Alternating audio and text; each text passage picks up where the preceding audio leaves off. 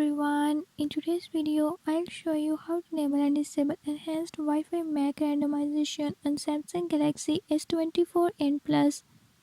In this video I'll show you how to enable and disable it. Before move to the video, if you are new to my channel, don't forget to subscribe this channel and hit the bell icon. Watch complete video and learn how you can do it. Let's get started.